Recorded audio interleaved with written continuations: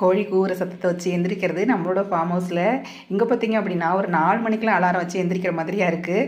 ரொம்ப மிஷின் மாதிரி லைஃப் ஓடிக்கிட்டு இருக்குது அப்படின்னு தான் சொல்லணும். இந்த ரெண்டல் ஹவுஸ் வந்ததுக்கு அப்புறமே சரியான தூக்கம் இல்லை அப்படின்னு தான் சொல்லணும்.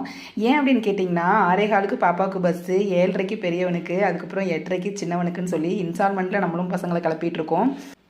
காலையிலே எழுந்து சாப்பாடு செஞ்சு பசங்களை கிளப்புறதுலாம் ஒன்றும் பெரிய வேலை இல்லை. கடைசியில் சின்ன குட்டி இருக்குது பார்த்தீங்களா, ஸ்கூல் கிளப்புறது ரொம்ப போர்க்களமாக இருக்குது. ஹோம்ஒர்க் செய்ய வைக்கிறதுமே ரொம்ப சிரமமாக தான் இருக்குது. பக்கத்துலேயே பார்த்திங்க அப்படின்னா அவருக்கு ஃப்ரெண்ட்ஸ் நிறைய பேர் கிடைக்கிறாங்க. அது வந்துட்டானான்னு சொல்லி ரொம்ப அன்பு தொல்லை கொடுக்குறாங்க அப்படின்னு தான் சொல்லணும். ஹோம்ஒர்க் செய்யவே அவனுக்கு முடியல. ஸோ பிடிச்சி வச்சு ரொம்ப பிடிவாதம் பண்ணி நம்ம ஹோம்ஒர்க் செய்ய வச்சாலும் ரொம்ப போர் அடிச்சு போயிடும் அப்படின்னு சொல்லிட்டு நானும் கொஞ்சம் நேரம் விளையாடுறதும் கொஞ்சம் நேரம் ஹோம்ஒர்க் செய்கிறதுமா பண்ணிகிட்ருக்கேன். நம்மளுமே சாப்பாடெலாம் செஞ்சு எல்லாருக்குமே லஞ்ச் பேக் ரெடி பண்ணி கொடுத்துட்டு அதுக்கப்புறமா நம்மளும் சாப்பிட்டுட்டு ஃபார்மர்ஸ் கிளம்பிடுறது. இங்கே என்ன பண்ண போகிறோம், காலையிலேருந்து சாயந்தரம் பசங்க வர வரைக்கும் நமக்கு போர் அடிக்கும் அப்படின்னு சொல்லிட்டு டெய்லி வயலுக்கு தான் போயிட்டுருக்கேன். பாது 2 பேருக்குமே ஸ்கூல் பக்கமாக தான் வீடு பார்த்துருந்தோம். ஸோ நடந்தே போயிடுவான் ஸ்கூலுக்கு. ஆதுக்குட்டி மட்டும் நான் வயலுக்கு போகிற வழியில் அப்படியே எக்ஸல்லே அழைச்சிட்டு போய் விட்டுட்டு நானும் கிளம்பிடுவேன். நம்ம வீட்டில் பார்த்திங்க அப்படின்னா எந்த வேலையை எப்போ வேணால் பார்த்துக்கலாம் அப்படின்னு சொல்லி ஜாலியாக இருந்தோம். ஆனால் இங்கே அப்படி இல்லை. மிஷின் மாதிரி கரெக்டாக டைமுக்கு எல்லா வேலையும் முடிச்சுட்டு நம்மளுமே கிளம்புற மாதிரியாக இருக்குது. ஒரு புதுவித அனுபவமாக இருக்குது.